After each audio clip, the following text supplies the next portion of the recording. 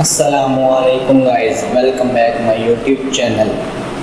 آج ہم جس ٹاپک پہ بات کریں گے وہ ہے دوڑنے والا پتھر۔ یہ 1 ہاتھ لمبا 1 ہاتھ چوڑا چوکور پتھر تھا جو ہمیشہ حضرت موسیٰ علیہ السلام کے چولہے میں رہتا تھا۔ اس مبارک پتھر کے ذریعے حضرت موسیٰ علیہ السلام کے 2 معجزات کا ظہور ہوا جن کا تذکرہ قرآن مجید میں بھی ہے۔ پہلا معجزہ، اس پتھر کا پہلا عجیب کارنامہ جو در حقیقت حضرت موسیٰ علیہ السلام کا معجزہ تھا، وہ اس پتھر کی دانشمندانہ لمبی توڑ ہے، اور یہی معجزہ اس پتھر کے ملنے کی تاریخ ہے۔ اس کا مفصل واقعہ یہ ہے کہ بنی اسرائیل کا یہ عام دستور تھا کہ وہ بالکل ننگے بدن ہو کر مجمع عام میں غسل کیا کرتے تھے، مگر حضرت موسیٰ علیہ السلام کے اس قوم کے ایک فرد تھے اور اسی ماحول میں پلے بڑھے تھے، لیکن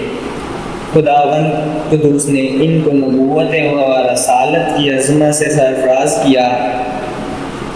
اس لیے آپ کی عصمت نبوت بلا اس حیاسوز بے غیرتی کو کب گوارا کر سکتی تھی۔ آپ بنی اسرائیل کی اس بے حیا پر سخت اور انتہائی بیزار تھے، اس لیے آپ ہمیشہ یا تو تنہائی میں یا تہمت پھیل کر غسل فرماتے تھے۔ بنی اسرائیل نے جب یہ دیکھا کہ آپ کبھی ننگے ہو کر غسل نہیں فرماتے تو ظالموں نے آپ پر بہتان لگا دیا کہ آپ کے بدن کے اندرونی حصے میں یا تو برس کا سفید داغ یا کوئی ایسا عیب ضرور ہے جس کو چھپانے کے لیے یہ کبھی برہنہ نہیں ہوتے، اور ظالموں نے اس تہمت اس قدر اعلان اور چرچا کیا کہ یہ ہر جگہ بازار میں پھیل گیا، اور اس مکر و تہمت کی سوزش کا حضرت موسیٰ علیہ السلام کے قلب و نازک پر پڑا۔ صدمہ و رنج گزرا اور آپ بڑی کوفت اور اذیت میں پڑ گئے،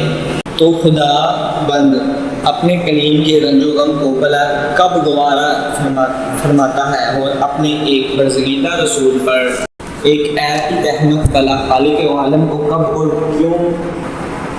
کیوں نہ کر اور کس طرح پسند ہو سکتی تھی۔ الرحمن الرحیم نے آپ کی برکت اور بے عیبی ظاہر کرنے کا ایک ایسا ذریعہ پیدا فرمایا کہ بدن زدن میں بنی اسرائیل کے روغن و شہابت کے بادل چھٹ گئے، اور آپ کی براحت اور بے عیبی کا سورج آفتاب بے عالم تاب سے زیادہ روشن و اشکار ہو گیا۔ اور وہ یوں ہوا کہ ایک دن آپ پہاڑ کے دامن میں چھپے ایک چشمے پر غسل کے لیے تشریف لے گئے اور یہ دیکھا کہ دور دور تک کسی انسان کا نام و نشان نہیں، اس لیے آپ اپنے تمام کپڑوں کو ایک پتھر پر رکھ کر بالکل برہنہ ہو کر غسل فرمانے لگے۔ غسل کے بعد جب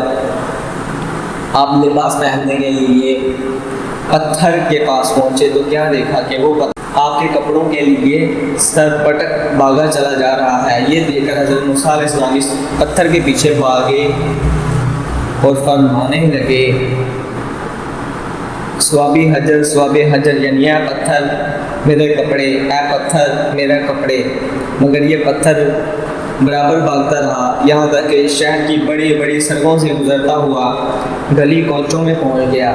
اور آپ بھی برہنہ بدن ہونے کی حالت میں برابر پتھر کے پیچھے دوڑتے چلے گئے۔ اس طرح بنی اسرائیل کے ہر چھوٹے بڑے نے آپ اپنی آنکھوں سے دیکھ لیا کہ سر سے پاؤں تک آپ کے مقدس بدن میں کہیں بھی کوئی عیب نہیں ہے، بلکہ آپ کے جسم مقدس کا ہر حصہ حسن و جمال میں اس قدر نقطہ و کمال کو پہنچا ہوا ہے کہ عام انسانوں میں اس کی مثال تقریباً محال ہے۔ جب یہ پتھر پوری طرح حضرت موسیٰ علیہ السلام کی برات کا اعلان کر چکا تو خود بخود ٹھہر گیا۔ آپ نے جلدی سے اپنا لباس پہن لیا اور پھر پتھر کو اٹھا کر اپنے چولہے میں رکھ لیا۔ اللہ تعالیٰ نے اس واقعہ کا ذکر قرآن مجید میں اس طرح بیان کیا ہے کہ ترجمہ، اے ایمان والو، تم ان لوگوں کی طرح مت جاؤ جنہوں نے تہمت لگا کر حضرت موسیٰ علیہ السلام کو دکھ دیا۔ تو اللہ نے موسیٰ کو ان لوگوں کی بقوا سے بری فرمایا، اور وہ اللہ کے نزدیک بہت آبرو والے ہیں۔